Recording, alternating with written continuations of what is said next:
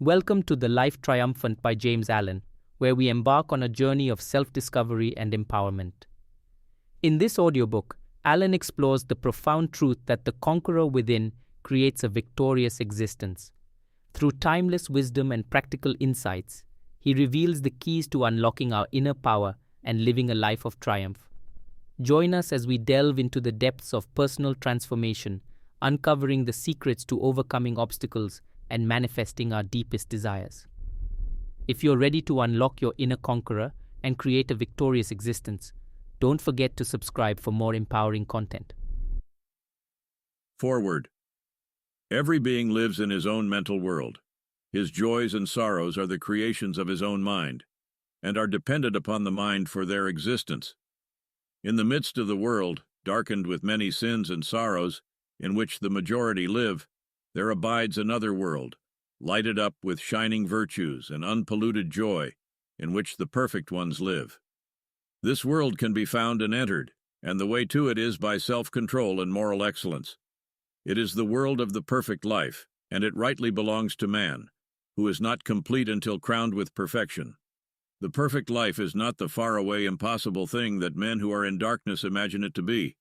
It is supremely possible, and very near and real. Man remains a craving, weeping, sinning, repenting creature, just so long as he wills to do so by clinging to those weak conditions. But when he wills to shake off his dark dreams and to rise, he arises and achieves. James Allen. Hail to thee, man divine, the conqueror of sin and shame and sorrow. No more weak, worm-like, and groveling art thou. No, nor wilt thou again bow down to things that weak scourgings and death upon thee. Thou dost rise triumphant in thy strength, good, pure and wise. 1. Faith and courage. For those who will fight bravely and not yield, there is triumphant victory over all the dark things of life. I state this at the beginning, that the reader may know there is no uncertainty about it. In the course of this book I shall show what are the elements, in character and conduct, which go to build up the life of calm strength and superlative victory. To stand face to face with truth, to arrive after innumerable wanderings and pains at wisdom and bliss, not to be finally defeated and cast out, but ultimately to triumph over every inward foe.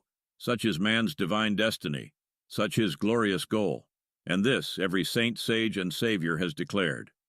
In the present stage of the life of humanity, comparatively few reach this place of triumph, though all will reach it at last, yet there is a glorious company of perfect ones who have attained in the past, and their number is being added to with each succeeding age. Men are as yet learners in the school of life, and most men die learners. But there are some who, in this life, through fixity of purpose and strenuous fighting against darkness, pain, and ignorance, acquire a right knowledge of life and pass joyfully beyond the pupil stage. Man is not to remain forever a schoolboy in the universe, to be whipped for follies and errors. When he wills and wishes, he can set his mind upon his task and master the lessons of life, becoming a confident and skilled scholar, living in understanding and peace, and not in ignorance and misery. The sorrows of life are profound and deeply rooted, but they can be fathomed and rooted out. The passions and emotions of human nature are, in their ungoverned state, overwhelming and painfully conflicting, but they can be so softened down, harmonized, and wisely directed and understood as to become obedient servants for the outworking of enlightened purposes.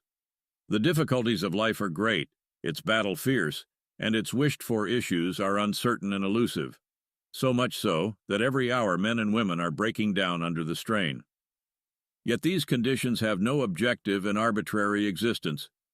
In their true nature they are subjective and purely mental, and can be transcended. There is no inherent and permanent evil in the universal order, and the mind can be lifted up to the moral altitude where evil can touch it no more. A steadfast faith in an eternal and universal justice, in an overruling good, is the prelude to the life triumphant. The man who aims to become strong, serene, and steadfast at heart must at the onset have no doubt that the heart of life is good. He who is to gaze upon the cosmic order and experience the rapture of emancipation must realize that there is no disorder in his life but that which he creates. This realization is difficult. So prone is the mind, in its imperfect stages, to self-pity and self-justification. but it can be attained, and must be attained by him who is to live the freed life. At first it must be believed, and the belief must be adhered to, until it ripens into realization and knowledge. The sufferings of life are greatly reduced when they are accepted as disciplinary experiences, and the man of faith does so accept them. The sufferings of life are transcended and put away when all experiences are accounted good, and are utilized in the development of character, and the man of knowledge does so regard and utilize them. Faith is the gray dawn which precedes the full and perfect day of knowledge. Without it, there can be no attainment of strength, no permanent security of heart. The man of faith does not succumb when difficulties present themselves. He does not despair when troubles overtake him. However steep and dark his path may seem, he looks forward to a brighter pathway ahead. He sees a destination of rest and light beyond. They who have no faith in the triumph of good ignominiously succumb to the elements of evil. And this must be so, for he who does not elevate good elevates evil, and seeing evil as the master of life, he receives the wages of evil. There are those who, having yielded to defeat in the battle of life, talk thoughtlessly about the wrongs they have suffered at the hands of others. They believe, and try to make others believe, that they would have been successful or rich or famous, but for the treachery and villainy of those about them. They tell for the 1000th time how they have been deceived, defrauded, and degraded by others. They imagine that they themselves are all trust, all innocence, all honesty and good nature, and that nearly everyone else is all that is bad and malicious. They tell how they would have been just as prosperous and honored as others if they had been as selfish as those others, and that their great drawback and the chief source in themselves of their failures is that they were born with too great an endowment of unselfishness. Such self-praising complainers cannot distinguish between good and evil, and their faith in human nature and the goodness of the universe is dead. Looking upon others, they have eyes for evil only. Looking upon themselves, they see only suffering innocence. Rather than discover any evil in themselves, they would have all humanity bad. In their hearts, they have enthroned the wretched demon of evil as the Lord of life, and see in the course of things only a selfish scramble in which the good is always crushed, and the evil rises triumphant. Blind to their own folly, ignorance, and weakness, they see nothing but injustice in their fate, nothing but misery and wretchedness in their present condition. He who would have even a useful and successful life, yet alone a spiritually noble and victorious one, must at once root out and cast away this wretched condition of mind that negates all that is good and pure, and gives preeminence to all that is base and impure. Misfortune, misery, and defeat most surely await the man who believes that dishonesty, deceit, and selfishness are the best weapons whereby to achieve a successful life. What courage and strength can a man develop, and what quiet and happiness can he enjoy, who believes that in order to keep pace with others, he must continually deny and discourage the better qualities of his nature. The man who believes that evil is more powerful than good, and that bad men have the best of life, is still involved in the elements of evil. And being so involved, he suffers, must necessarily suffer, defeat. It may appear to you that the world is given over to wickedness, that the bad prosper and the good fail, that there is nothing but chance, injustice, and disorder. But do not believe this. Regard it as an elusive appearance. Conclude that you do not see life as it really is, that you have not yet fathomed the causes of things, and that when you can look upon life through a purer heart and a wiser mind, you will see and understand its equity. And truly, when you do so look at life, you will see good where you now see evil, order where now appears disorder, and justice where now injustice seems to prevail. The universe is a cosmos, not a chaos, and the bad do not prosper. It is true there is much evil in the world, otherwise there would be no necessity for moral aims.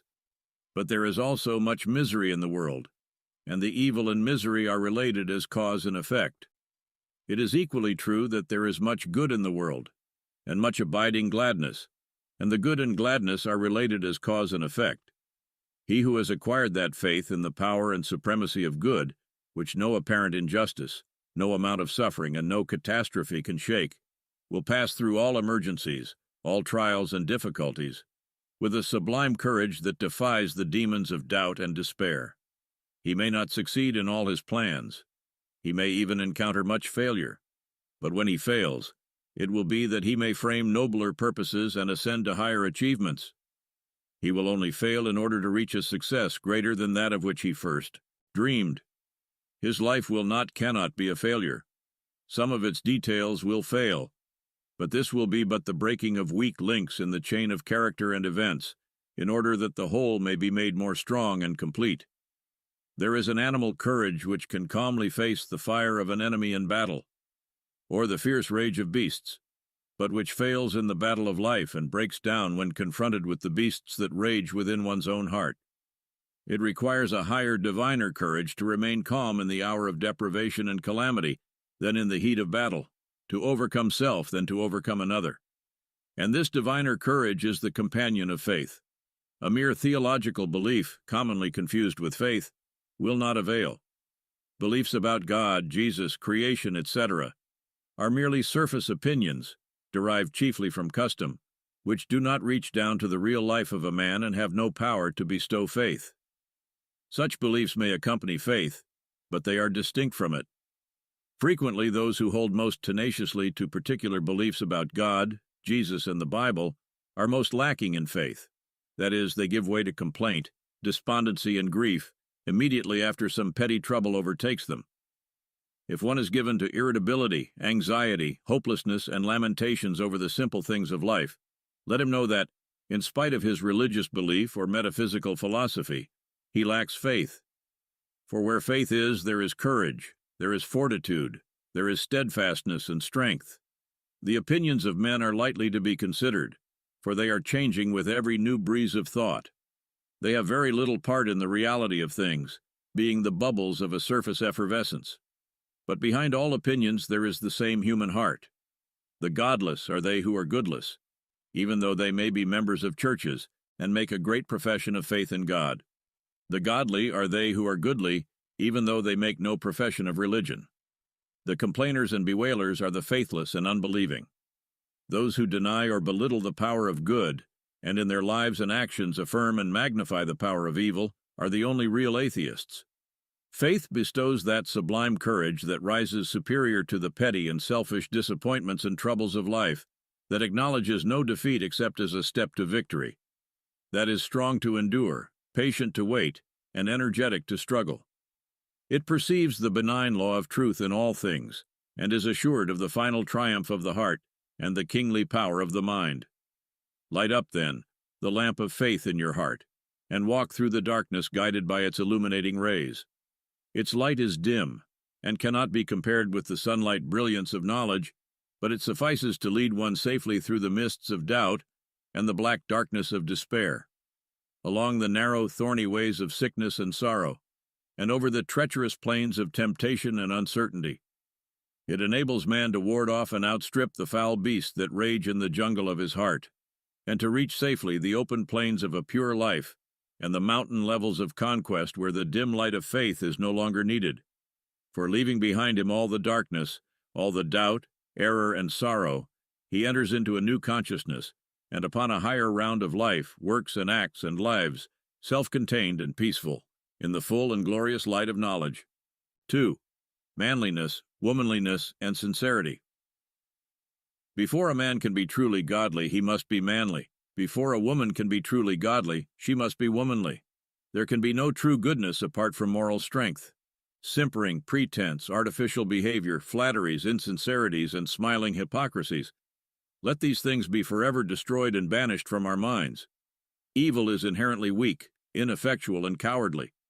Good is essentially strong, effective, and courageous. In teaching men and women to be good, I teach them to be strong, free, self-reliant. They will greatly misunderstand me and the principles which I enunciate, who imagine that because I teach gentleness, purity, and patience, I teach the cultivation of an effeminate weakness. It is only the manly man and the womanly woman who can properly understand those divine qualities. No one is better equipped to achieve the life triumphant than they, who, along with active moral qualities and a high sense of purity and honor, are also possessed of the strong animal nature of the normal man. That animal force which in various forms surges within you, and which in the hour of excitement carries you blindly away, causing you to forget your higher nature and to forfeit your manly dignity and honor. That same force, controlled, mastered, and rightly directed, will endow you with a divine strength by which you can achieve the highest, noblest, most blissful victories of true living. The savage within you is to be scourged and disciplined into obedience. You are to be the master of your heart, your mind, yourself. Man is only weak and abject when he gives up the reins of government to the lower, instead of directing the lower by the higher. Your passions are to be your servants and slaves, not your masters. See that you keep them in their places, duly controlled and commanded, and they shall render you faithful, strong, and happy service. You are not vile. There is no part of your body or mind that is vile. Nature does not make mistakes. The universe is framed on truth. All your functions, faculties, and powers are good, and to direct them rightly is wisdom, holiness, happiness. To direct them wrongly is folly, sin, and misery. Men waste themselves in excesses, in bad tempers, hatreds, gluttonies, and unworthy and unlawful pleasures, and then blame life. They should blame themselves. A man should have more self-respect than to abuse his nature in any way. He should command himself always, should avoid excitement and hurry, should be too noble to give way to anger, to resent the actions and opinions of others, or fruitlessly to argue with an abusive and cantankerous assailant. A quiet, unobtrusive, and unoffending dignity is the chief mark of a ripe and perfect manhood. Honor others, and respect yourself. Choose your own path and walk it with a firm, unflinching step, but avoid a meddlesome interference with others. In the true man, opposing qualities are blended and harmonized. A yielding kindness accompanies an unbending strength. He adapts himself gently and wisely to others without sacrificing the steadfast principles upon which his manhood is built. To have that iron strength that can go calmly to death rather than yield one jot of truth, along with that tender sympathy that can shield the weak and mistaken enemy, is to be manly with a divine manhood. Be true to the dictates of your own conscience, and respect all who do the same, even though their conscience should lead them in a direction the reverse of your own. One of the most unmanly tendencies is to pity another, because he chooses opinions or religion contrary to those of oneself. Why pity a man because he is an agnostic or an atheist or a Buddhist or a Christian? Because he does not hold this opinion or that belief. Such pity should be rightly named contempt. It is the office of pity to feel for the weak, the afflicted, and the helpless. Pity never says, "I pity you." It does kind deeds. It is superciliousness that professes pity for the strong, the self-reliant, for those who have the courage to mark out their own path and to walk it boldly. Why should he be forced to hold my opinion or yours? If what I say and do appeal to his reason and conscience as right, then he will be one with me and will work hand in hand with me. But if my work be not his work, he is none the less a man. He has his duty, though it not be my duty. When I meet one who is self-respecting and who dares to think for himself, I will salute him as a man and not harbor in my heart a contemptible pity for him, because indeed he rejects my conclusions. If we are to be responsible, self-acting beings in a law-begotten universe, let us be masters of our own wills, and respect the free will of others. If we are to be strong and manly, let us be large-hearted and magnanimous. If we are to triumph over the miseries of life, let us rise superior to the pettiness of our nature. Men weep in their weakness, and cry out in misery of heart and degradation of mind. How plain, then, is the way of emancipation! How sublime the task of triumph! Be master of yourself. Eliminate weakness. Exorcise the mocking fiend, selfishness, in whom is all weakness and wretchedness. Do not pander to unnatural cravings, to unlawful desires, or to morbid self-love and self-pity. Give them no quarter, but promptly stamp them out with disciplinary decision and strength. A man should hold himself, as it were, in the hollow of his hand. He should be able to take up and to lay down. He should know how to use things, and not be used by them. He should neither be the helpless captive of luxury, nor the whipped slave of want, but should be self-contained and self-sufficient, master of himself under all conditions. He must train and direct his will in the way of self-mastery, which is the way of obedience, obedience to the law of his nature. Disobedience to law is the supreme evil in man, the source of all his sin and sorrow. In his ignorance he imagines he can triumph over law and subdue the wills of others. He thus destroys his power. Man can triumph over his disobedience, over ignorance, sin, egotism, and lawlessness. He can conquer self, and herein lies his manly strength and divine power. He can comprehend the law of his being, and obey it as a child obeys the will of its father. He can sit the crowned king of all his functions and faculties, using them wisely in unselfish service, and not as instruments of selfishness and greed. There is no bad habit that he cannot uproot, no sin that he cannot subdue, no sorrow that he cannot comprehend and conquer.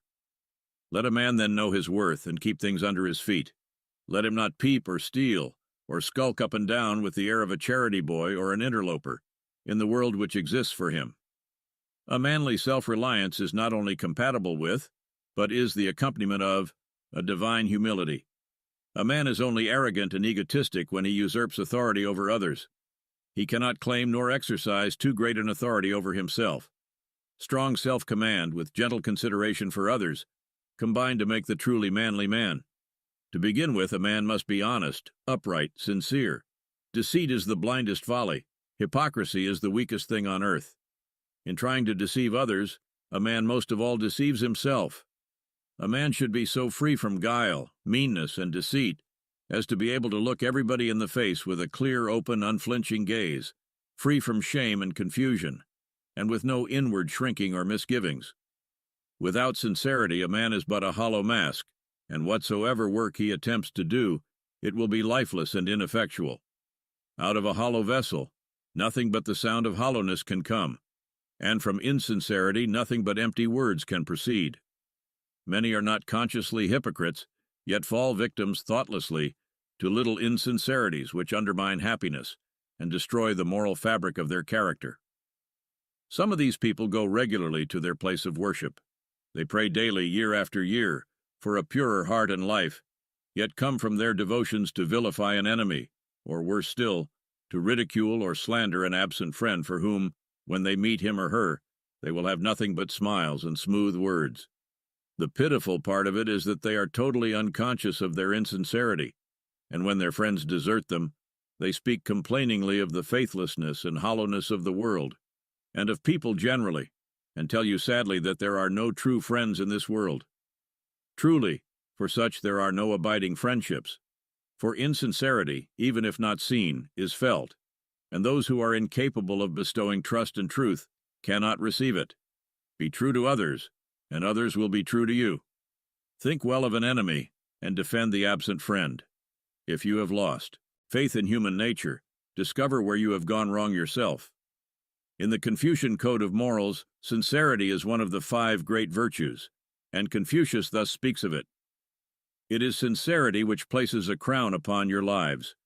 Without it, our best actions would be valueless, the seemingly virtuous mere hypocrites, and the shining light which dazzles us with its splendor, but a poor passing gleam ready to be extinguished by the slightest breath of passion. To be pure in mind, you must be free from self-deception. You must hate vice as you would a disagreeable odor, and love virtue as you would some beautiful object. There can be no self-respect without it, and this is why the superior man must be guarded in his hours of solitude. The worthless man secretly employs his idle moments in vicious acts, and there is no limit to his wickedness. In the presence of the pure he plays the hypocrite, and puts forward none but his good qualities. Yet how does this disguise hide him when his true character is revealed to the first scrutinizing glance? It has been said that there is a strict watch kept over that which is pointed at by many hands, and gazed at by many eyes. It is in solitude, then, that the upright man has the greatest reason to be guarded. Thus the sincere man does not do or say that which he would be ashamed of were it brought to light. His uprightness of spirit enables him to walk upright and confident among his fellow men. His presence is a strong protection, and his words are direct and powerful because they are true. Whatever may be his work, it prospers. Though he may not always please the ears of men, he wins their hearts. They rely on him, trust, and honor him.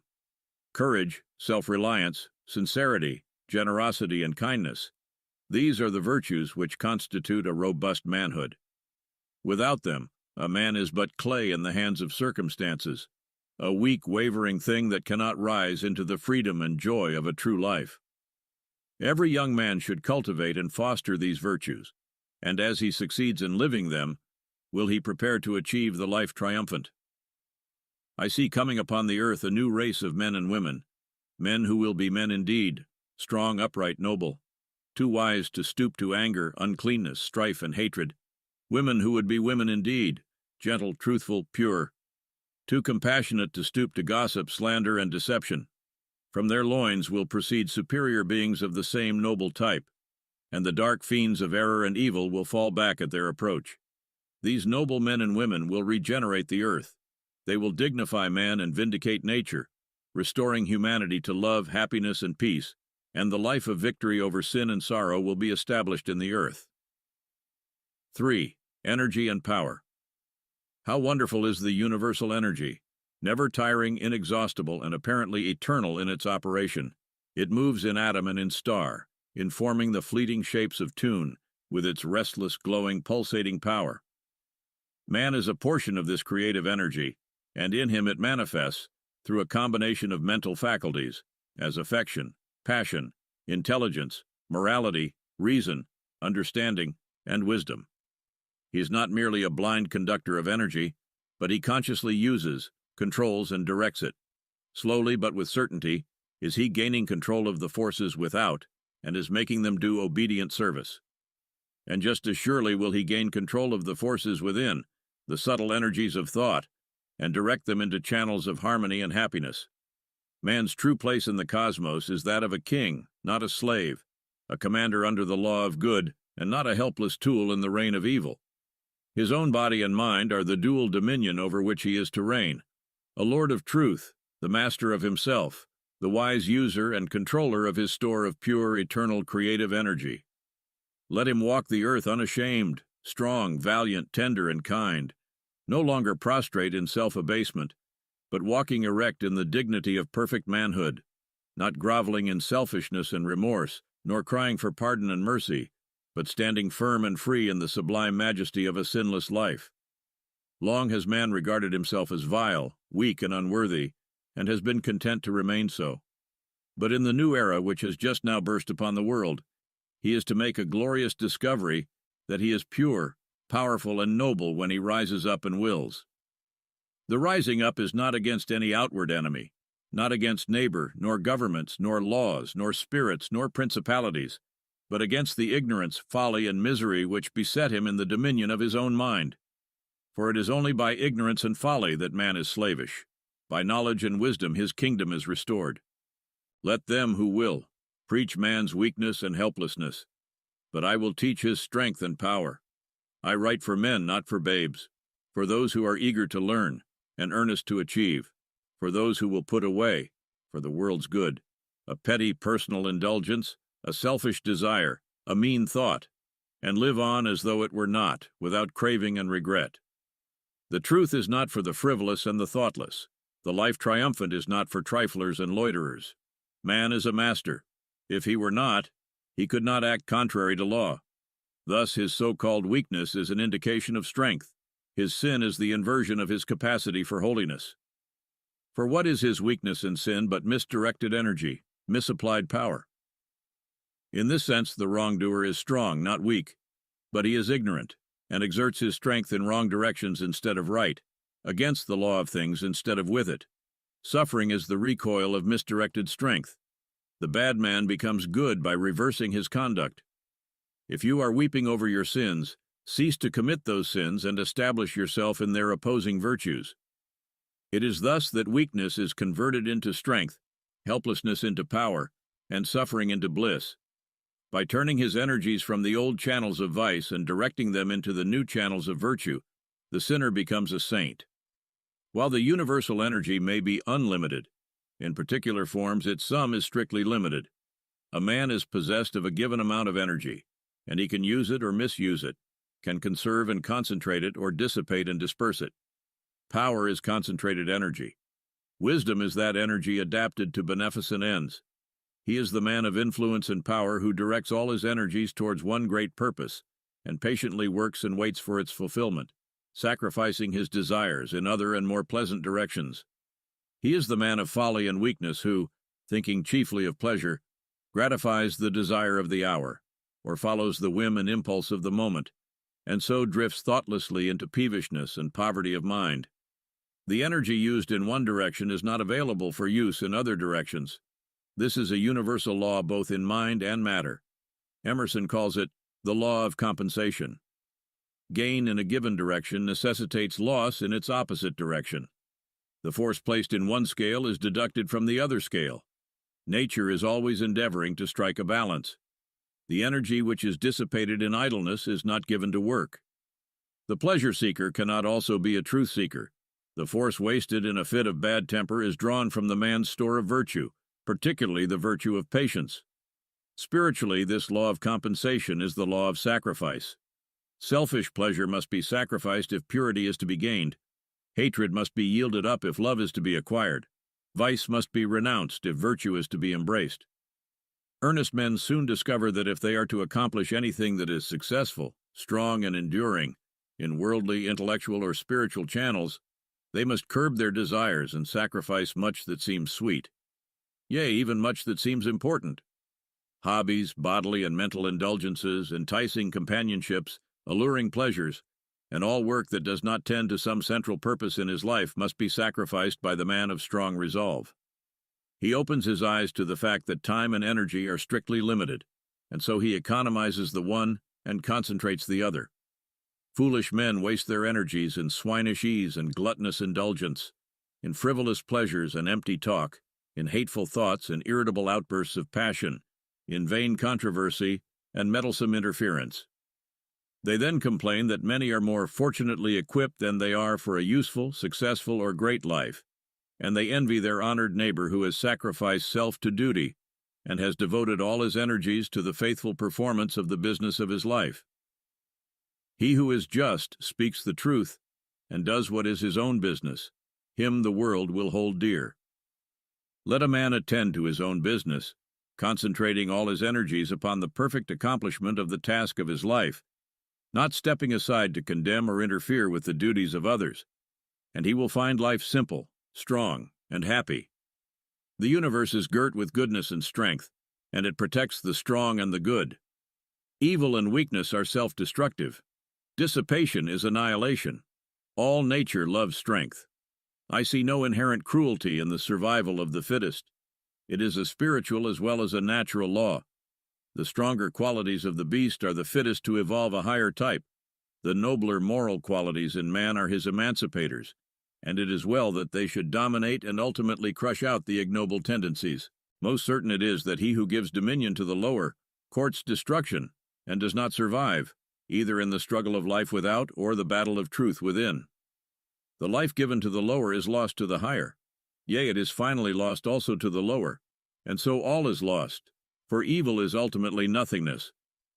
But the life given to the higher is preserved and is not lost to anything, for while it sacrifices much that the world holds precious, it does not sacrifice anything that is precious in reality. The untrue and worthless must perish, and he who consecrates himself to the good and the true is content that they should perish, and so at last he stands where sacrifice ends, and all is gain. Such a one survives in the struggle of life without, and he conquers in the battle of truth within. First, then, be strong. Strength is the firm basis on which is built the temple of the triumphant life. Without a central motive and fixed resolve, your life will be a poor, weak, drifting, unstable thing. Let the act of the moment be governed by the deep abiding purpose of the heart. You will act differently at different times, but the act will not be wrong if the heart is right. You may fall and go astray at times, especially under great stress, but you will quickly regain yourself, and you will grow wiser and stronger, thereby, so long as you guide yourself by the moral compass within, and do not throw it away to gratify indulgence and give yourself up to uncertain drifting. Follow your conscience. Be true to your convictions. Do at the moment what you regard as right, and put away all procrastination, vacillation, and fear. If you are convinced that in the performance of your duty under certain circumstances, the severest measures are necessary, carry out those measures, and let there be no uncertainty about it. Err on the side of strength rather than weakness. The measures you adopt may not be the best, but if they are the best you know, then your plain duty is to carry them out. By so doing, you will discover the better way, if you are anxious for progress and are willing to learn. Deliberate beforehand, but in the tune of action, do not hesitate. Avoid anger and stubbornness, lust and greed. The angry man is the weak man. The stubborn man, who refuses to learn or mend his ways, is the foolish man.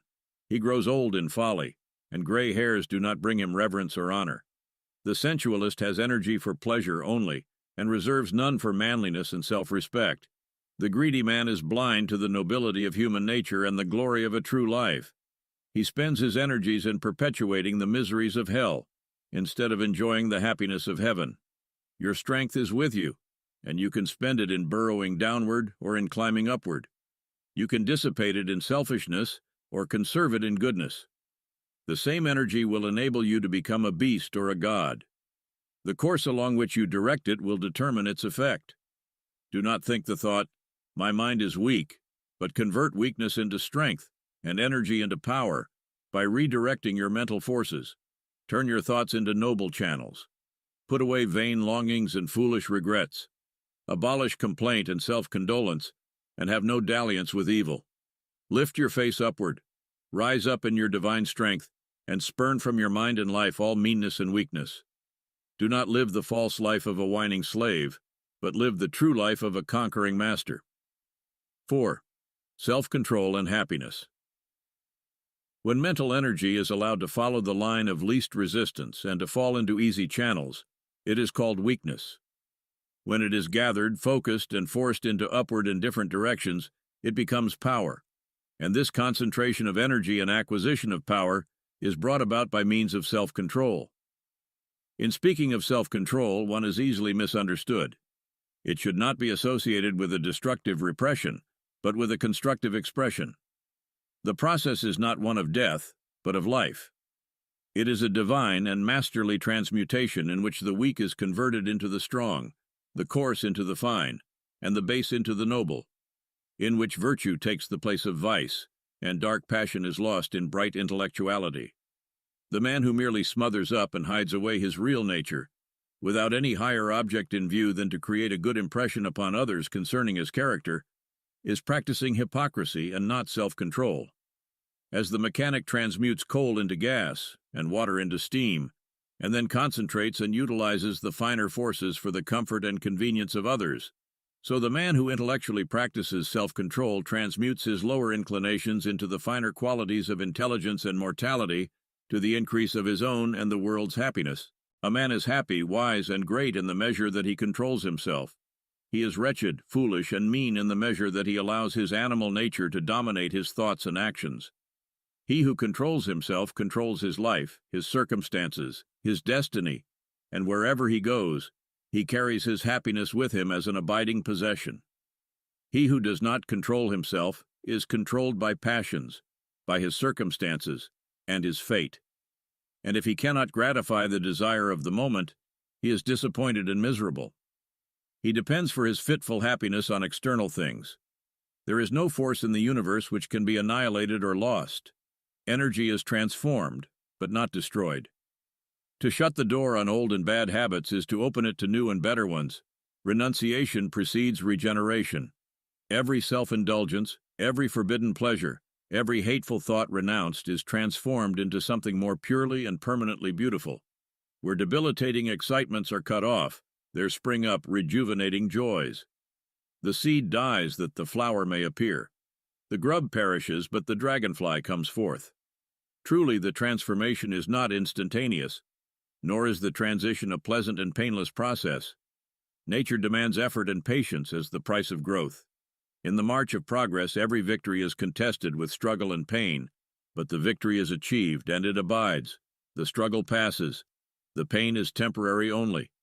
To demolish a firmly fixed habit, to break up a mental tendency that has become automatic with long use, and to force into birth and growth a fine characteristic or lofty virtue. To accomplish this necessitates a painful metamorphosis, a transitional period of darkness, to pass through which patience and endurance are required. This is where men fail. This is where they slip back into their old, easy animal ruts and abandon self-control as too strenuous and severe. Thus, they fall short of permanent happiness, and the life of triumph over evil is hidden from their eyes. The permanent happiness which men seek in dissipation, excitement, and abandonment to unworthy pleasure is found only in the life which reverses all this, the life of self-control. So far as a man deviates from perfect self-command, just so far does he fall short of perfect happiness. He sinks into misery and weakness, the lowest limit of which is madness, entire lack of mental control, the condition of irresponsibility. Insofar as a man approximates to perfect self-command, just so near does he approach to perfect happiness and rise into joy and strength. So glorious are the possibilities of such divine manhood that no limit can be set to its grandeur and bliss. If a man will understand how intimately, yea, how inseparably self-control and happiness are associated, he has but to look into his own heart and upon the world around, to find there the joy-destroying effects of uncontrolled tendencies. Looking upon the lives of men and women, he will perceive how the hasty word, the bitter retort, the act of deception, the blind prejudice and foolish resentment bring wretchedness and even ruin in their train. Looking into his own life, what days of consuming remorse, of restless anxiety, and of crushing sorrow rise up before his mind, periods of intense suffering through which he has passed through lack of self-control. But in the right life, the well-governed life, the victorious life, all these things pass away.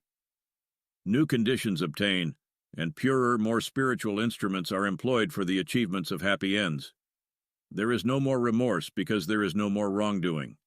There is no more anxiety because there is no more selfishness.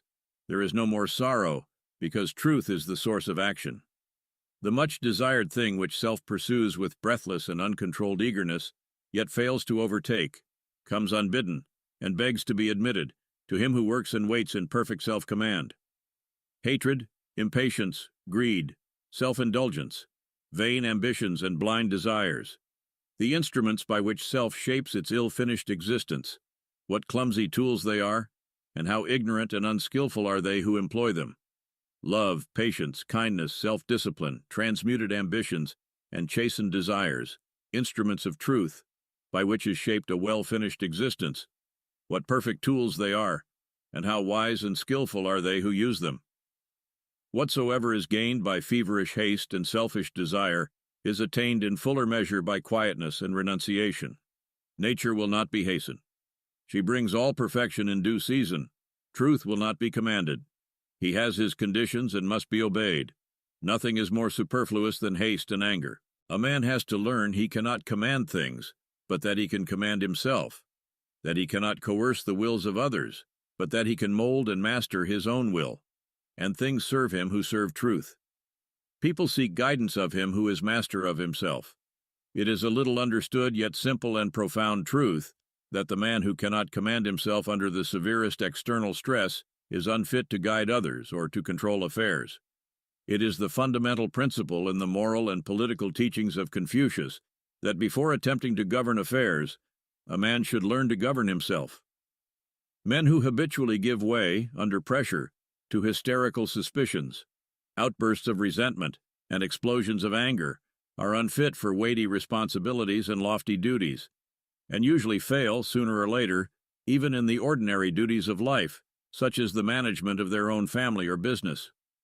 Lack of self-control is foolishness, and folly cannot take precedence over wisdom. He who is learning how to subdue and control his turbulent, wandering thoughts is becoming wiser every day. Though for a time the temple of joy will not be completed, he will gather strength in laying its foundations and building its walls, and the day will come when, like a wise master builder, he will rest at peace in the beautiful habitation which he has built. Wisdom inheres in self-control, and in wisdom is pleasantness and peace. The life of self-control is no barren deprivation, no wilderness of monotony. Renunciation there is, but it is a renunciation of the ephemeral and false in order that the abiding and true may be realized. Enjoyment is not cut off, it is intensified. Enjoyment is life, it is the slavish desire for it that kills. Is there anywhere a more miserable man than he who is always longing for some new sensation? Is there anywhere a more blessed being than he who, by self-control, is satisfied, calm, and enlightened? Who has most of physical life and joy? The glutton, the drunkard, and the sensualist who lives for pleasure only, or the temperate man who holds his body in subjection, considering its needs and obeying its uses. I was once eating a ripe, juicy apple as it came from the tree, and a man near me said, "I would give anything if I could enjoy an apple like that." I asked, "Why can't you?" His answer was, "I have drunk whiskey and smoked tobacco until I have lost all enjoyment in such things." In pursuit of elusive enjoyments, men lose the abiding joys of life. And as he who controls his senses has most of physical life, joy, and strength, so he who controls his thoughts has most of spiritual life, bliss, and power. For not only happiness, but knowledge and wisdom also are revealed by self-control. As the avenues of ignorance and selfishness are closed, the open gates of knowledge and enlightenment appear. Virtue attained is knowledge gained. The pure mind is an enlightened mind. He has well-being who controls himself well. I hear men speak of the monotony of goodness. If looking for things in the spirit which one has given up in the letter were goodness, then indeed would it be monotonous. The man of self-control does not merely give up his base pleasures, he abandons all longing for them. He presses forward and does not look back, and fresh beauties, new glories, sublimer vistas await him at every step. I am astonished at the revelations which lie hidden in self-control. I am captivated by the infinite variety of truth. I am filled with joy at the grandeur of the prospect. I am gladdened by its splendor and its peace. Along the way of self-control there is the joy of victory, the consciousness of expanding and increasing power, the acquisition of the imperishable riches of divine knowledge, and the abiding bliss of service to humankind. Even he who travels only a portion of the way will develop a strength, achieve a success, and experience a joy which the idle and the thoughtless cannot know. And he who goes all the way will become a spiritual conqueror. He will triumph over all evil and will blot it out. He will gaze with enrapt vision upon the majesty of the cosmic order and will enjoy the immortality of truth. 5. Simplicity and freedom. You have known what it is to be physically encumbered by some superfluous load. You have experienced the happy relief of dispensing with such a load. Your experience illustrates the difference between a life burdened with a complexity of desires, beliefs, and speculations, and one rendered simple and free by the satisfaction of its natural needs, and a calm contemplation of the facts of existence, eliminating all argument and speculation. There are those who cumber their drawers, cupboards, and rooms with rubbish and clutter. To such an extent is this carried sometimes that the house cannot be properly cleaned, and vermin swarms. There is no use for the rubbish, but they will not part with it, even though by so doing they would also get rid of the vermin. But they like to think that it is there, like to feel that they have got it, especially if they are convinced that nobody else has its like. They reason that it may be of some use someday, or it may become valuable, or it brings up old associations which they occasionally resuscitate and take a paradoxical pleasure in sorrowing over. In a sweet, methodical, well-managed house, such superfluities, bringing with them dirt, discomfort, and care, are not allowed to accumulate. Or should they have accumulated, they are gathered up and consigned to the fire and the trash bin when it is decided to cleanse and restore the house, and give it light, comfort, and freedom. In a like manner, men hoard up in their minds mental rubbish and clutter, cling tenaciously to it, and fear its loss. Insatiate desires, thirsty cravings for unlawful and unnatural pleasures, conflicting beliefs about miracles, gods, angels, demons, and interminable theological complexities. Hypothesis is piled upon hypothesis. Speculation is added to speculation, until the simple, beautiful, all-sufficient facts of life are lost to sight and knowledge beneath the metaphysical pile. Simplicity consists in being rid of this painful confusion of desires and superfluity of opinions, and adhering only to that which is permanent and essential. And what is permanent in life? What is essential? Virtue alone is permanent. Character is essential. So simple is life when it is freed from all superfluities and rightly understood and lived, that it can be reduced to a few unmistakable, easy to understand, though hard to practice principles. And all great minds have so simplified life. Buddha reduced it to 8 virtues, in the practice of which he declared that men would acquire perfect enlightenment. And these 8 virtues he reduced to one, which he called compassion. Confucius taught that the perfection of knowledge was contained in 5 virtues, and these he expressed in one which he called reciprocity, or sympathy. Jesus reduced the whole of life to the principle of love. Compassion, sympathy, love, these three are identical. How simple they are, too. Yet I cannot find a man who fully understands the depths and heights of these virtues, for who so fully understood them would embody them in practice.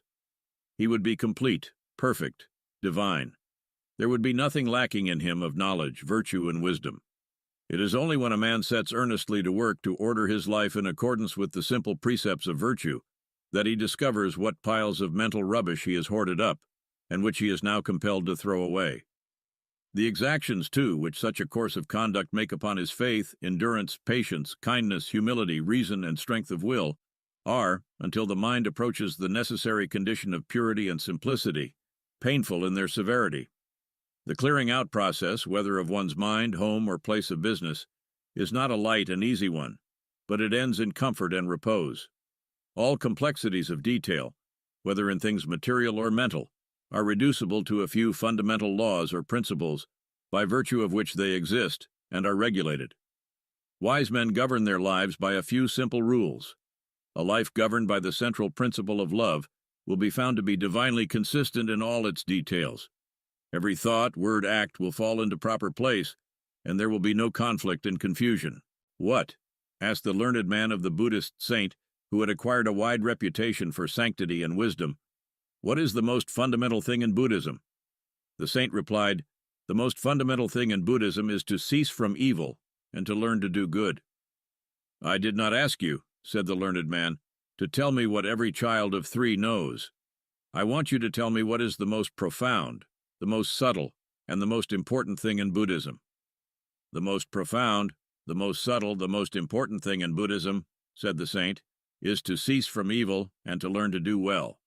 It is true that a child of 3 may know it, but gray-haired old men fail to put it into practice. The commentator then goes on to say that the learned man did not want facts. He did not want truth. He wanted to be given some subtle metaphysical speculation, which would give rise to another speculation, and then to another and another, and so afford him an opportunity of bringing into play the wonderful intellect of which he was so proud. A member of a philosophical school once proudly said to me, "Our system of metaphysics is the most perfect and the most complicated in the world." I discovered how complicated it was by becoming involved in it, and then pursuing the process of disentanglement back to the facts of life, simplicity, and freedom. I've since learned how better to utilize my energy and occupy my time in the pursuit and practice of those virtues that are firm and sure, rather than to waste it in the spinning of the pretty but unsubstantial threads of metaphysical cobwebs. But while regarding with disfavor assumption and pride, and that vanity which mistakes its own hypothesis for reality, I set no premium on ignorance and stupidity. Learning is a good thing. As an end in itself, as a possession to be proud of, it is a dead thing. But as a means to the high ends of human progress and human good, it becomes a living power. Accompanied with a lowly mind, it is a powerful instrument for good. The Buddhist saint was no less learned than his proud questioner, but he was more simple and wise. Even hypotheses will not lead us astray if they are perceived as mere hypotheses and are not confounded with facts. Yet the wisest men dispense with all hypotheses and fall back on the simple practice of virtue. They thus become divine and arrive at the acme of simplicity, enlightenment, and emancipation. To arrive at the freedom and joy of simplicity, one must not think less, he must think more. Only the thinking must be set to a high and useful purpose, and must be concentrated upon the facts and duties of life, instead of dissipated in unprofitable theorizing. A life of simplicity is simple in all its parts, because the heart which governs it has become pure and strong, because it is centered and rested in truth. Harmful luxuries in food and vain superfluities in dress, exaggerations of speech and insincerities of action, thoughts that tend to intellectual display and empty speculation, all these are set aside in order that virtue may be better understood and more earnestly embraced. The duties of life are undertaken in a spirit from which self is eliminated, and they become transfigured with a new and glorious light, even the light of truth. The great fundamental facts of life, heretofore hidden from knowledge, are plainly revealed, and the eternal verities, about which the wordy theorizers can only guess and argue, become substantial possessions. The simple-hearted, the true-hearted, the virtuous and wise are no longer troubled with doubts and fears about the future and the unknown and unknowable. They take their stand upon the duty of the hour, and on the known and the knowable. They do not barter away the actual for the hypothetical. They find in virtue an abiding security. They find in truth an illuminating light which, while it reveals to them the true order of the facts of life, throws a halo of divine promise about the abyss of the unknown. And so they are at rest. Simplicity works untrammeled, and becomes greatness and power. Suspicions, deceptions, impurities, despondencies, bewailings, doubts, and fears, all these are cast away, left behind and ignored, and the freed man, strong, self-possessed, calm, and pure, works in unclouded assurance and inhabits heavenly plains. 6. Right thinking and repose. Life is a combination of habits, some baneful, some beneficent, all of which take their rise in the one habit of thinking. The thought makes the man. Therefore, right of thinking is the most important thing in life. The essential difference between a wise man and a fool is that the wise man controls his thinking. The fool is controlled by it. A wise man determines how and what he shall think, and does not allow external things to divert his thought from the main purpose. But a fool is carried captive by every tyrant thought, as it is aroused within him by external things, and he goes through life the helpless tool of impulse, whim, and passion. Careless, slovenly thinking, commonly called thoughtlessness, is the companion of failure, wrongdoing, and wretchedness. Nothing, no prayers, no religious ceremonies, not even acts of charity, can make up for wrong thinking. Only right thinking can rectify a wrong life. Only the right attitude of mind towards men and things can bring repose and peace. The triumphant life is only for him whose heart and intellect are attuned to lofty virtue. He must make his thought logical, sequential, harmonious, symmetrical. He must mold and shape his thinking to fixed principles, and thereby establish his life on the sure foundation of knowledge. He must not merely be kind, he must be intelligently kind, must know why he is kind. His kindness must be an invariable quality, and not an intermittent impulse interspersed with fits of resentment and acts of harshness. He must not merely be virtuous under virtuous circumstances. His virtue must be of a kind that shall continue to shine with unabated light when he is assailed with vicious circumstances. He must not allow himself to be hurled from the throne of divine manhood by the shocks of fate or the praise and blame of those around him.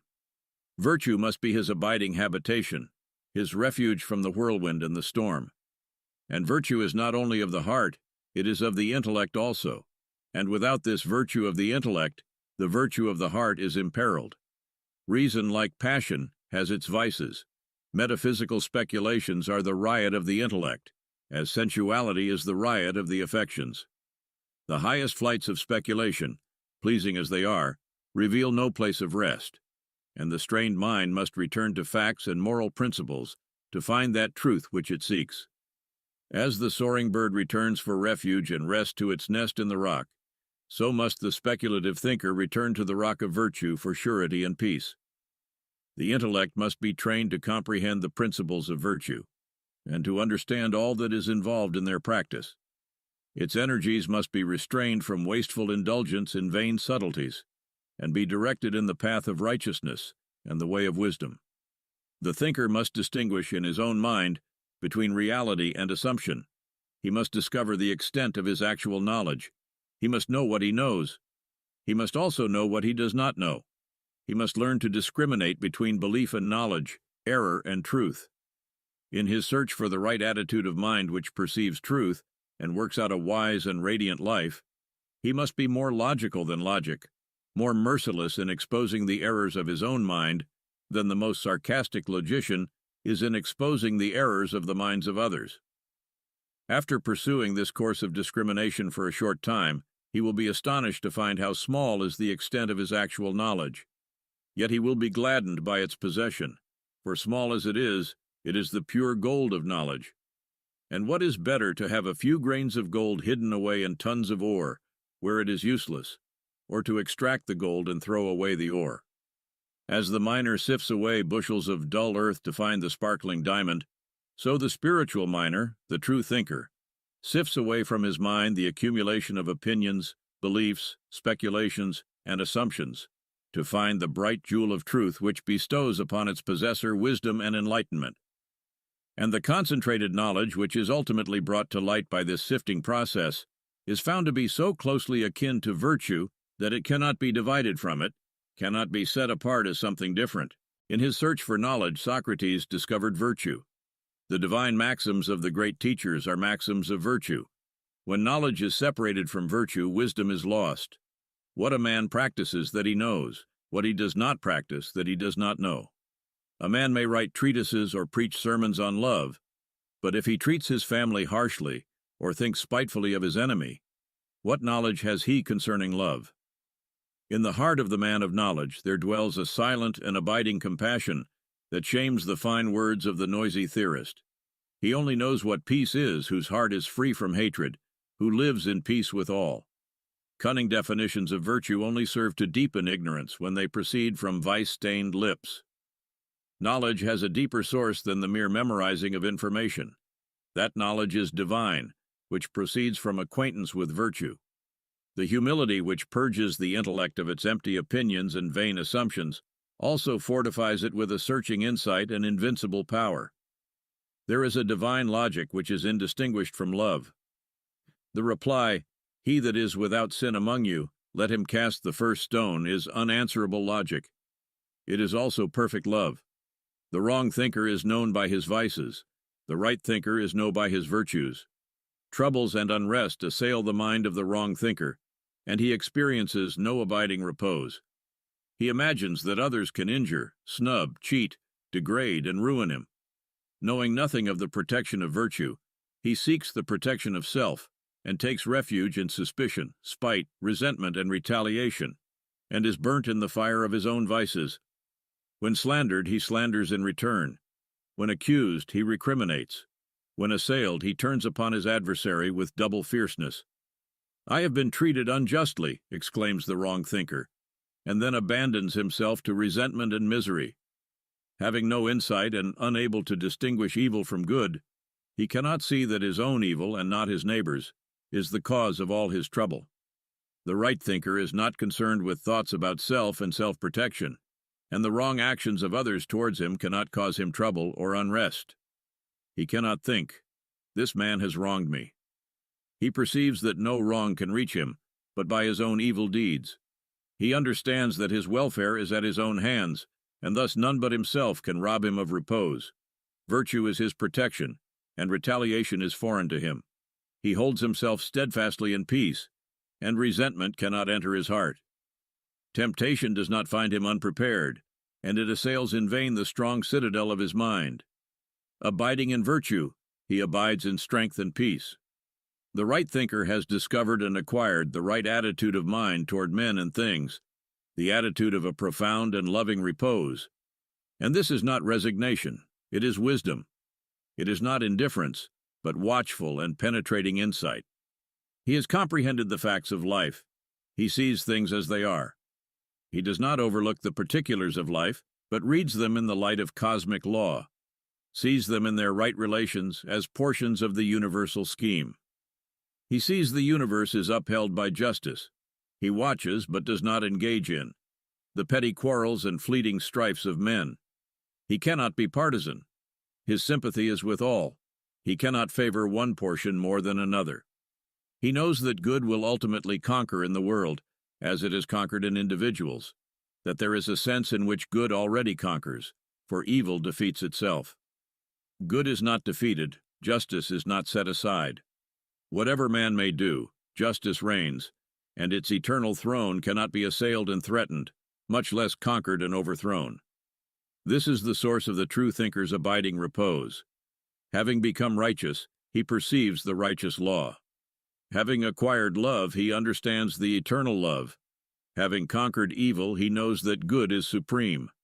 He is only the true thinker whose heart is free from hatred, lust, and pride, who looks out upon the world through eyes washed free from evil, whose bitterest enemy arouses no enmity, but only tender pity in his heart, who does not talk vainly about things of which he has no knowledge, and whose heart is always at peace. And by this a man may know that his thoughts are in accordance with the truth, that there is no more bitterness in his heart, that malice has departed from him, that he loves where he formerly condemned.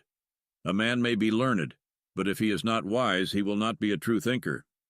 Not by learning will a man triumph over evil. Not by much study will he overcome sin and sorrow. Only by conquering himself will he conquer evil. Only by practicing righteousness will he put an end to sorrow. Not for the clever, nor the learned, nor the self-confident is the life triumphant, but for the pure, the virtuous, the wise. The former achieve their particular success in life, but the latter alone achieve the great success, a success so invincible and complete that even an apparent defeat shines with added victory. Virtue cannot be shaken. Virtue cannot be confounded. Virtue cannot be overthrown.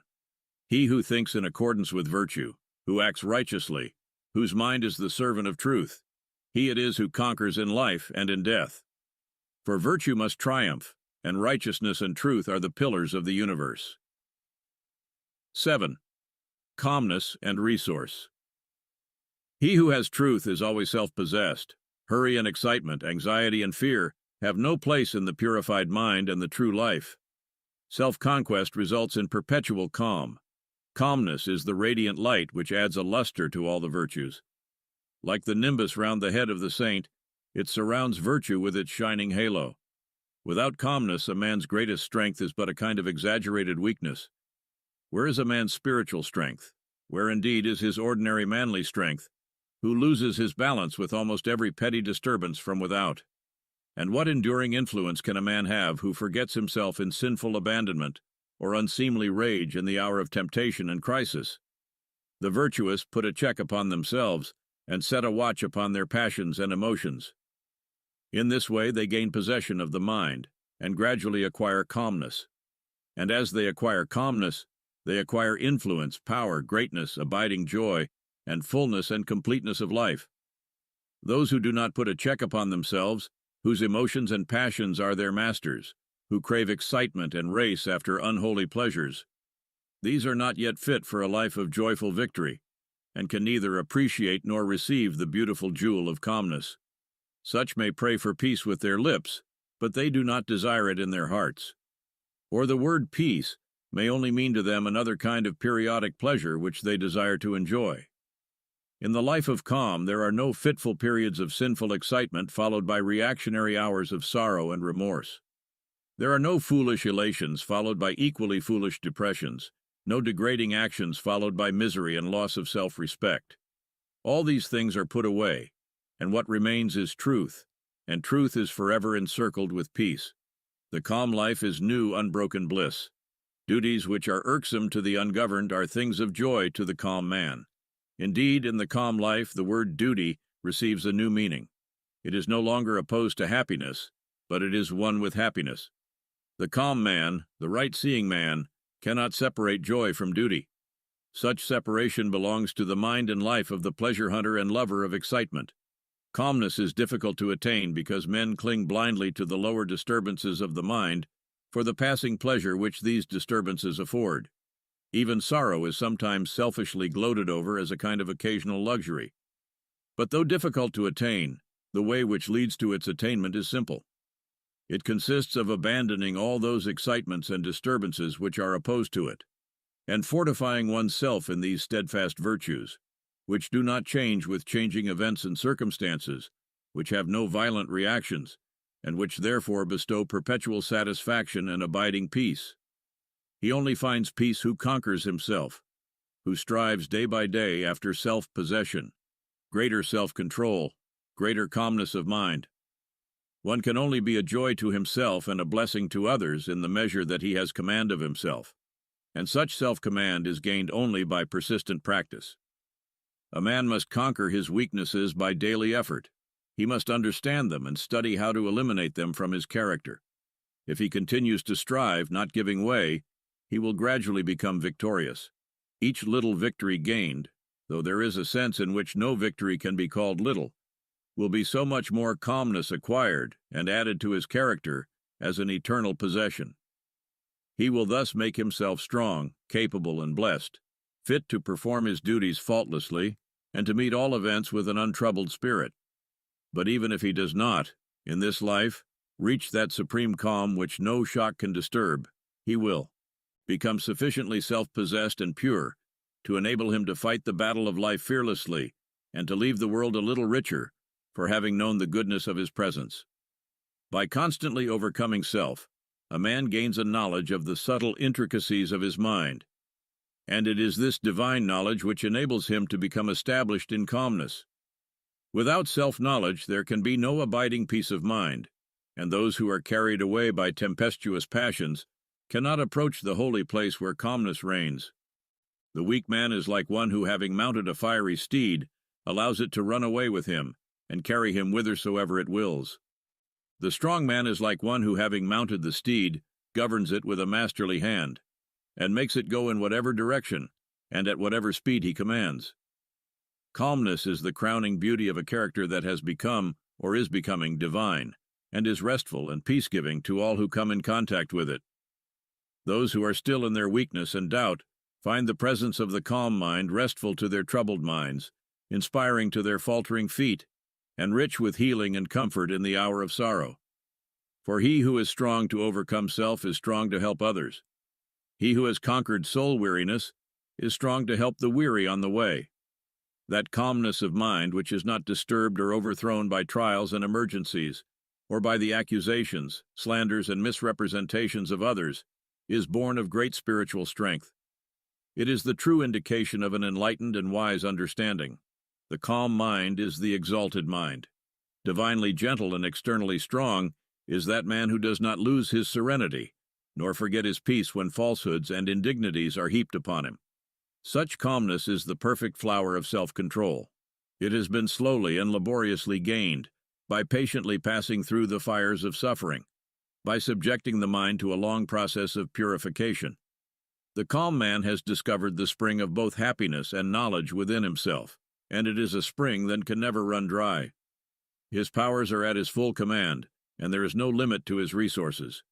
In whatever direction he employs his energies, he will manifest originality and power. And this is so because he deals with things as they are, and not with mere opinions about things.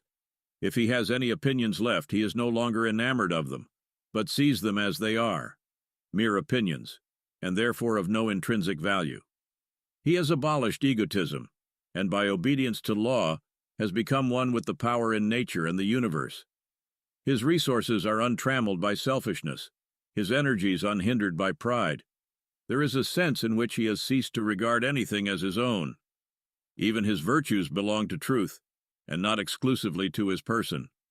He has become a conscious principle of cosmic power, and is no longer a mean, dwarfed thing, seeking petty personal ends. And having put away self, he has put away the greed, the misery, the troubles and fears which belong to self. He acts calmly, and accepts all consequences with equal calmness. He is efficient and accurate, and perceives all that is involved in any undertaking. He does not work blindly. He knows that there is no chance of favor. The mind of the calm man is like the surface of a still lake. It reflects life and the things of life truly, whereas the troubled mind, like the troubled surface of the lake, gives back a distorted image of all things which fall upon it. Gazing into the serene depths within him, the self-conquered man sees a just reflection of the universe. He sees the cosmic perfection, sees the equity in his own lot. Even those things which are regarded by the world as unjust and grievous, and which formerly appeared so to him, are now known to be the effects of his own past deeds, and are therefore joyfully accepted as portions of the perfect whole. Thus his calmness remains with him, with its illimitable fund of resource in joy and enlightenment. The calm man succeeds where the disturbed man fails. He is fit to deal with any external difficulty, who has successfully grappled with the most intricate difficulties and problems within his own heart. He who has succeeded in governing the within is best equipped to govern the without. The calm mind perceives a difficulty in all its bearings, and understands best how to meet it. The disturbed mind is the lost mind. It has become blind, seeing not whither to go, but only feeling its own unhappiness and fear. The resources of the calm man are superior to all incidents which may befall him. Nothing can alarm him. Nothing can find him unprepared. Nothing can shake his strong and steadfast mind. Wheresoever duty may call him, there will his strength manifest itself. There will his mind, free from the frictions of self, exhibit its silent and patient power. Whether he be engaged in things worldly or things spiritual, he will do his work with concentrated vigor and penetrating insight. Calmness means that the mind is harmoniously adjusted, perfectly poised. All its extremes once so antagonistic and painful are reconciled, merged into one grand central principle with which the mind has identified itself. It means that the runaway passions are tamed and subjected, the intellect is purified, and the will is merged into the cosmic will. That is, it is no longer centered upon narrow personal ends, but is concerned with the good of all. A man is not wholly victorious until he is perpetually calm. While passing things disturb him, his understanding is unripe, his heart is not altogether pure. A man cannot advance in the triumph of life while he flatters and deceives himself. He must awake and be fully alive to the fact that his sins, sorrows, and troubles are of his own making and belong to his own imperfect condition. He must understand that his miseries have their root in his own sins, and not in the sins of others. He must strive after calmness, as the covetous man strives after riches, and he must not rest satisfied with any partial attainment. He will thus grow in grace and wisdom, in strength and peace, and calmness will descend upon his spirit, as the refreshing dew descends upon the flowers. Where the calm mind is, there is strength and rest, there is love and wisdom. There is one who has fought successfully innumerable battles against self, who after long toil in secret against his own failings has triumphed at last. 8. Insight and nobility in the pursuit and practice of virtue. There at last comes a time when a divine insight dawns upon the mind. It searches into the causes and principles of things, which once attained, establishes its possessor firmly in virtue. It renders him invulnerable to the assaults of temptation, and invincible in his work for the world. When the understanding is ripened by the culture of virtue, vicious inclinations disappear, and wrongdoing becomes impossible. When individual conduct is perceived as an unbroken series of causes and effects, the perceiving mind finally decides for virtue, and the lower selfish elements are just cast away forever.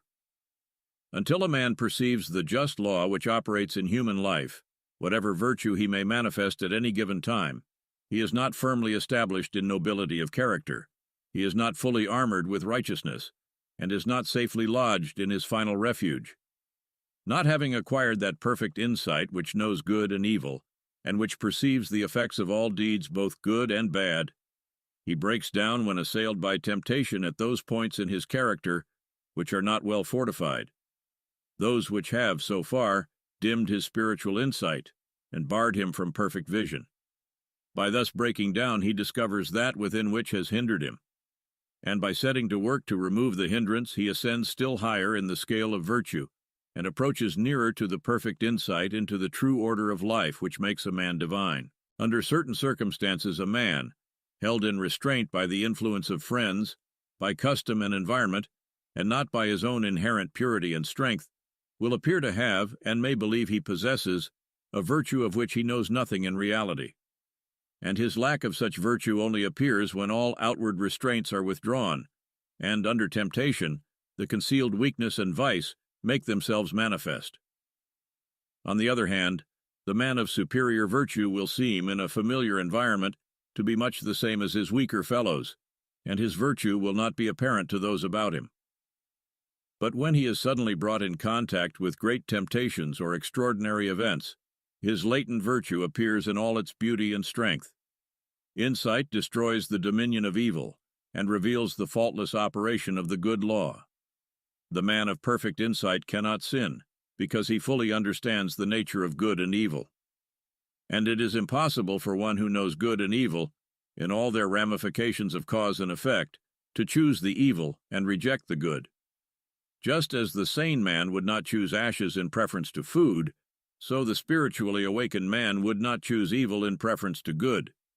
The presence of sin is an indication of self-delusion and of ignorance. The spiritual vision is warped or undeveloped, and there is confusion of mind concerning the nature of good and evil. In the early stages of virtue, A man arrays himself against the forces of evil which appear to him to be overpowering in their might, and almost, if not entirely, unconquerable.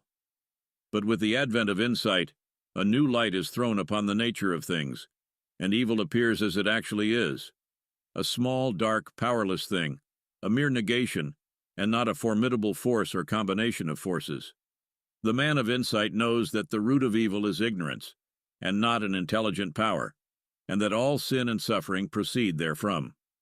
Thus, knowing evil to be merely a deprivation of good, he cannot hate it, but manifests compassion for all sinning and suffering beings. Indeed, he who has so far conquered the evil in his own heart as to know the nature and source of evil cannot possibly hate, dislike, or despise any being, no matter how far removed from virtue it may be. But while fully perceiving the degradation of character, he understands the dark spiritual condition from which such degradation springs, and so he pities and helps where, without insight, he would hate and despise. Love ever attends upon insight, and pity waits on knowledge. That insight which proceeds from self-purification and long acquaintance with virtue makes itself manifest in the form of ripeness of character. There is an unchanging strength and sweetness combined, a clearness of intellect, a virile strength of will, and a gentleness of heart, a combination which denotes a cultured, mellowed, perfected being, one who has acquired sympathy, compassion, purity, and wisdom. Thus, while goodness gives insight, insight renders goodness permanent, fixes the mind in the love and practice of all that is pure and noble, and stamps upon man's brow the seal of divinity. The man whose goodness is of the kind that does not alter with altered environment or with the changing attitudes of those around him has reached the divine goodness. He understands the supreme good. He is no longer concerned with evil as a thing that can harm, but he is concerned with good only, and so he ignores evil and recognizes only good. He perceives that men commit evil out of the mistaken idea of good, and thus perceiving, no hatred against any can enter his peaceful heart. The life of such a man is powerful, no matter how obscure it may be, for goodness is the most powerful thing in the world. The fact of his living and moving among men confers incalculable benefit upon the race, although during his lifetime this may not be perceived or understood. So powerful is goodness that the destiny of the world was, is, and will be in the hands of the good. Those who are good are the guides and emancipators of humanity. In the present period of its development, they are taking the race rapidly along in its evolutionary journey, and this, not in any mystical or miraculous sense, but in a very practical and normal sense, by their exemplary lives, by the power of their deeds. The good men who help the world are not wonder workers, though undeveloped minds have ever tried to make them such, but the workers of righteousness, servants of the good law. The world never was, is not, and will not be under the dominion of evil, for such a condition would mean non-existence, evil being merely the negation of good, as darkness is the negation of light. It is light, and not darkness, which is the sustaining power. Evil is the weakest thing in the world, and cannot accomplish anything. The universe not only makes for good, the universe is good, and evil always falls short and fails. Insight is seeing in the light of truth, that light which is the revealer of all things. As the light of day reveals all objects in the world in their proper forms, so when the light of truth enters the mind, it reveals all the things of life in their proper proportions. He who searches his own heart by the aid of truth searches all hearts. He who, by long searching, has perceived the perfect law which is operative in his mind, has revealed the divine law, which is the stay and substance of the universe.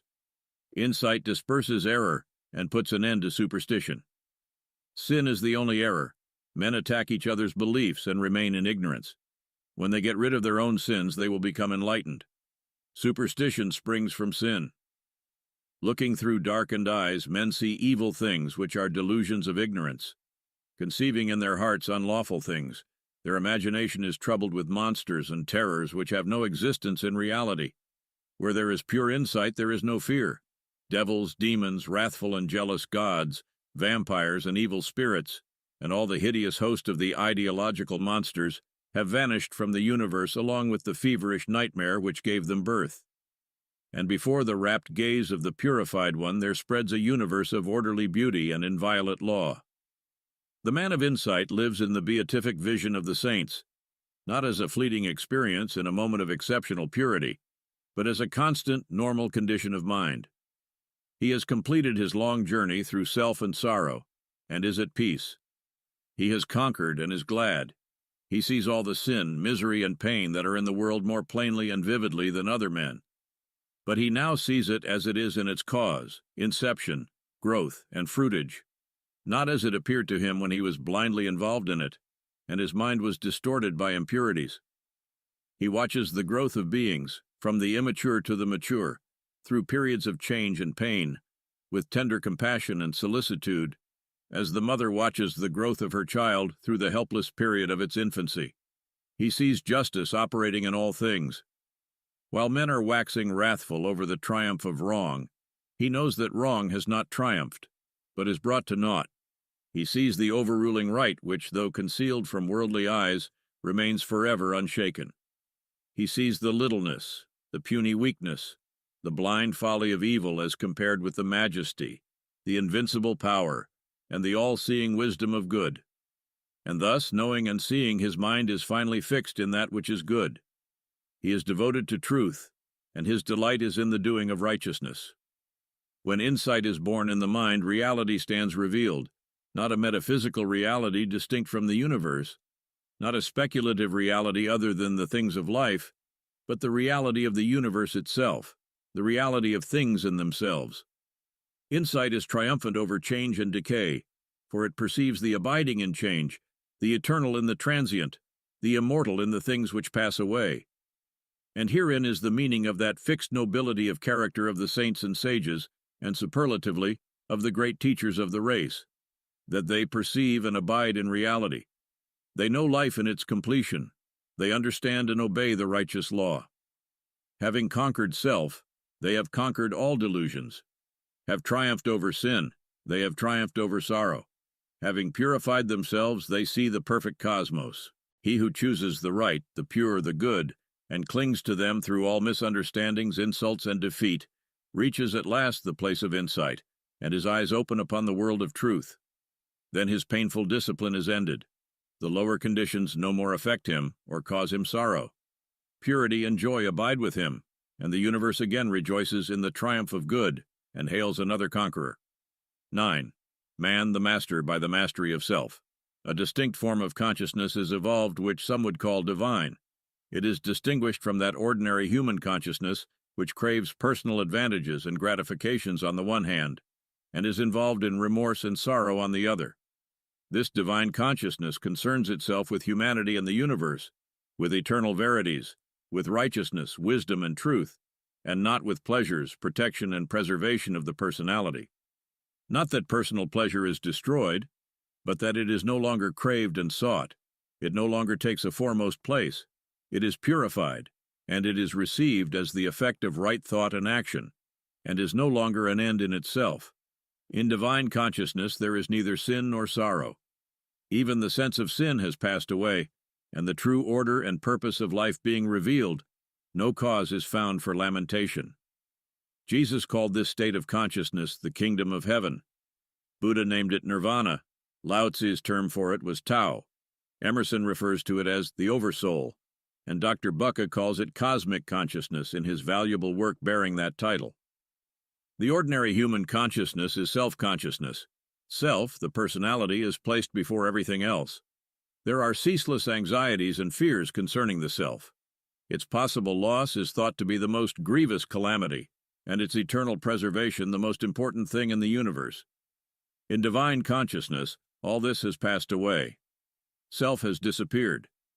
Therefore, there can be no more fears and anxieties concerning the self, and things are considered and known as they are, and not as they afford pleasure or cause pain to self, not as self wishes them to be for its own temporal or eternal happiness. The self-conscious man is subject to desire. The divinely conscious man is master of desire. The former considers what is pleasant or unpleasant. The latter acts from the righteous law without reference to pleasure or pain. The race is passing through self-consciousness to divine consciousness, through the slavery of self, with its sense of sin and shame, to the freedom of truth, with its sense of purity and power. The great teachers and saviors of the race have already attained. In former existences, they have already passed through all forms of self-consciousness, and now, having subjugated self, have become divinely conscious. They have reached the summit of evolution on this earth, and have no further need to be reborn in the self-conscious form. They are masters of life. Having conquered self, they have acquired the supreme knowledge. Some of them are worshipped as God because they manifest a wisdom and a consciousness, which is quite distinct from the normal self-consciousness of humanity, and which is therefore regarded with and surrounded by incomprehensible mystery. Yet, in this divine consciousness, there is no mystery, but on the contrary, a transparent simplicity which becomes apparent when the confusions of self are dispersed. The abiding gentleness, the sublime wisdom, the perfect calm of the great teachers, qualities which appear supernatural when viewed from the self-consciousness state, are seen to be simple and natural when the first glimmering of divine consciousness dawns in the mind. And such divine consciousness does not appear until a high degree of morality is attained by self-conscious man. Man becomes divinely conscious, divinely wise, divinely gentle and strong in the measure that he subdues and dominates within those passions by which humanity is subdued and dominated. The divine master is one who has attained mastery over self. The abiding nobility, beneficent characteristics, and unobtrusive virtue which mark off the spiritually enlightened man from others are the fruits of self-conquest, the logical outcome of a long struggle to master and comprehend those mental forces which the self-conscious man blindly obeys without understanding. Self-conscious man is a slave to self. Obeying self-centered inclinations, he is in submission to his passions and to the sorrows and pains which allegiance to those passions inflict upon him. He is conscious of sin and sorrow, but sees no way out of these conditions. And so he invents theologies which he substitutes for effort, and which, while affording him fitful comfort through uncertain hope, leave him the easy victim of sin and the willing prey of sorrow. Divinely conscious man is the master of self. He obeys truth and not self. He curbs and directs his inclinations and is conscious of a growing power over sin and sorrow. He sees that there is a way out of these conditions by the path of self-mastery. He needs no theologies to aid him, but exerts himself in right doing, and is gladdened by a sense of victory and increasing purity and power. When his mastery is complete, he has no inclinations but those which accord with truth. He has then become the conqueror of sin, and is no longer subject to sorrow. Enlightened, wise, and ever more peaceful and happy is he who has subjected, overcome, and cast out the turbulent self that reigned within. The tempests of sorrow do not chill him. The cares and troubles which beset man pass him by, and no evil thing overtakes him. Secure in divine virtue, no enemy can overthrow him, no foe can do harm. Kind and peaceful, no person, power, nor place can rob him of repose. There is no enemy but self, no darkness but ignorance, no suffering but that which springs from the insubordinate elements of one's own nature. No man is truly wise who is involved in likes and dislikes, wishes and regrets, desires and disappointments, sins and sorrow. All these conditions belong to the self-conscious state, and are indications of folly, weakness, and subjection. He is truly wise who in the midst of worldly duties is always calm, always gentle, always patient. He accepts things as they are, and does not wish nor grieve, desire nor regret. These things belong to the divinely conscious state, the dominion of truth, and are indications of enlightenment, strength, and mastery. He who does not desire riches, fame, or pleasures, who enjoys what he has, yet does not lament when it is taken from him, he is indeed wise. He who desires riches, fame, and pleasure, who is discontented with what he has, yet laments when it is taken from him, he is indeed foolish. Man is fitted for conquest, but the conquest of territory will not avail. He must resort to the conquest of self. The conquest of territory renders man a temporal ruler, but the conquest of self makes him an eternal conqueror. Man is destined for mastery, not the mastery of his fellow men by force, but the mastery of his own nature by self-control. The mastery of his fellow men by force is the crown of egotism, but the mastery of self by self-control is the crown of humility. He is man the master who has shaken off the service of self for the service of truth, who has established himself in the eternal verities. He is crowned not only with perfect manhood, but with divine wisdom. He has overcome the disturbances of the mind and the shocks of life. He is superior to all circumstances. He is the calm spectator, but no longer the helpless tool of events. No more a sinning, weeping, repenting mortal. He is pure, rejoicing, upright, immortal. He perceives the course of things with a glad and peaceful heart. A divine conqueror, master of life and death. 10. Knowledge and victory. Faith is the beginning of the triumphant life, but knowledge is its consummation. Faith reveals the way, but knowledge is the goal. Faith suffers many afflictions. Knowledge has transcended affliction. Faith endures, knowledge loves. Faith walks in darkness, but believes. Knowledge acts in light and knows. Faith inspires to effort. Knowledge crowns effort with success. Faith is the substance of things hoped for. Knowledge is the substance of those things possessed. Faith is the helpful staff of the pilgrim. Knowledge is the city of refuge at the journey's end. Without faith there will be no knowledge, but when knowledge is acquired, the work of faith is finished. The life triumphant is a life of knowledge, and by knowledge is meant not book learning but life learning, not superficial facts committed to memory, but the deep facts and truths of life, grasped and comprehended. Apart from this knowledge there is no victory for man, no rest for his weary feet, no refuge for his aching heart. There is no salvation for the foolish except by becoming wise. There is no salvation for the sinful except by becoming pure. There is no liberation for man from the turmoil and troubles of life, but through divine knowledge reached by the pathway of a pure and blameless life. Nowhere is there permanent peace except in an enlightened condition of mind. And a pure life and an enlightened mind are identical. But there is salvation for the foolish because wisdom can be acquired. There is salvation for the sinful because purity can be embraced. There is liberation for all men from the troubles and turmoil of life, because whosoever wills to do so, whether rich or poor, learned or unlearned, can enter the lowly way of blamelessness which leads to perfect knowledge. And because of this, that there is deliverance for the captives and victory for the defeated. There is rejoicing in the high places, and the universe is glad. The man of knowledge, being victorious over himself, is victorious over sin, over evil, over all the disharmonies of life. Out of the old mind marred by sin and sorrow, he has framed a new mind glorified by purity and peace. He has died out of the old world of evil, and is reborn in a new world where love and faultless law prevail, where evil is not, and he has become deathless in immortal good. Anxiety and fear, grief and lamentation, disappointment and regret, wretchedness and remorse. These things have no part in the world of the wise. They are the shadowy inhabitants of the world of self, and cannot nay, they are seen to have no substantiality in the light of wisdom. The dark things of life are the dark conditions of a mind not yet illuminated by the light of wisdom. They follow self as the shadow of substance. Where selfish desires go, there they follow. Where sin is, there they are. There is no rest in self. There is no light in self. And where the flames of turbulent passions and fires of consuming desires are rife, the cool airs of wisdom and peace are not felt. Safety and assurance, happiness and repose, satisfaction and contentment, joy and peace. These are the abiding possessions of the wise, earned by right of self-conquest, the results of righteousness, the wages of a blameless life. The substance of a right life is enlightenment, knowledge, and the spirit of knowledge is peace.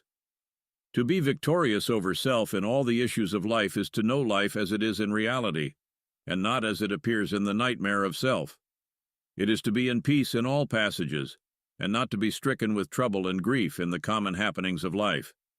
As the ripe scholar is no more troubled by incorrect work and lessons imperfectly done, and the painful reproof and punishment formerly inflicted by his teachers are left behind forever. So the perfected scholar in virtue, the wise man and woman, the enlightened doer of righteousness, is no more troubled with wrongdoing and folly, which are merely the imperfectly accomplished lessons of life, and the scourging of sorrow and remorse have passed away forever. The skilled scholar has no more doubt or fear concerning his ability.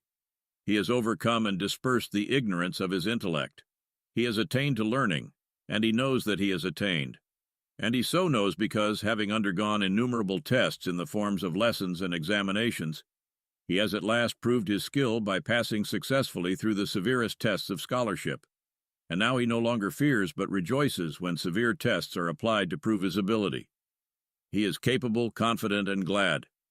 Even so, the skilled doer of righteousness is no more troubled with doubt and fear concerning his destiny. He has overcome and dispersed the ignorance of his heart. He has attained to wisdom, and he knows that he has attained. And he so knows because where he formerly failed and fell when tested by the wrong conduct of others, he now maintains his patience and calmness under the severest tests of accusation and reproof. Herein is the glory and victory of divine knowledge, that understanding the nature of deeds, both good and bad, the enlightened doer of good deeds no longer suffers through the bad deeds of others. Their actions towards him can never cause him pain and sorrow, nor rob him of his peace. Having taken refuge in good, evil can no more reach nor harm him. He returns good for evil and overcomes the weakness of evil by the power of good. The man who is involved in bad deeds imagines that the bad deeds of others are powerful to do him injury and are filled with grievous harm against him. He is stung with pain and overwhelmed with sorrow, not for his own bad deeds, for these he does not see, but for the wrong deeds of others. Involved in ignorance, he has no spiritual strength, no refuge, and no abiding peace. The man victorious over self is the true seer. He is not the seer of spirits or supernatural phenomena, for such seeing is narrow and illusory. He is the seer of life as it is, both in its particular aspects and in its divine principles, the seer of the spiritual universe of cosmic law, cosmic love, and cosmic liberty. The man of knowledge and victory, who has shaken off the painful dreams of self, has awakened with a new vision, which beholds a new and glorified universe. He is the seer of the eternal, and is blessed with perfect love and endless peace. He is lifted far above all sordid desires, narrow aims, and selfish love and hate, and being so lifted up, he perceives the lawful course of things, and does not grieve when overtaken by the inevitable. He is above the world of sorrow, not because he has become cold and cruel, but because he abides in a love where no thought of self can enter, and where the well-being of others is all in all. He is sorrowless because he is selfless. He is serene because he knows that whatever he receives, it is good, and whatever is taken from him, that also is good. He has transmuted sorrow into love, and is filled with infinite tenderness and abounding compassion. His power is not violent, ambitious, worldly, but pure, peaceful, heavenly, and he is possessed of a hidden strength which knows how to stand, and when to bend for the good of others and the world. He is a teacher, though he speaks but little. He is a master, yet he has no desire to rule others. He is a conqueror, but makes no attempt to subdue his fellow men. He has become a conscious instrument for the outworking of cosmic law, and is an intelligent, enlightened power, directing the evolution of the race. At this, the beginning of a new epoch, let the good news again go forth throughout the world that there is purity for the sinful, comfort for the afflicted, healing for the broken-hearted, and triumph for the defeated. In your heart, O man, O woman, stained as it is with sin, and torn with conflicting desires, there is a place of power, a citadel of strength. You are the dwelling place of the supreme good, and the scepter of victory awaits you. Deep in your consciousness is the high seat of empire. Arise, O stricken one, ascend your rightly throne. As we end up our exploration of The Life Triumphant by James Allen, we emerge with a renewed sense of purpose and empowerment. Through Allen's teachings, we've learned that true victory lies not in external circumstances, but in mastering the inner realm of thoughts and emotions. May these insights serve as a guiding light on your journey toward a triumphant life. Thank you for joining us on this transformative odyssey, and we invite you to subscribe for more empowering content to support your continued growth and exploration. If you found inspiration in our exploration of James Allen's teachings, make sure to subscribe for more enlightening content to support your journey of personal transformation and triumph.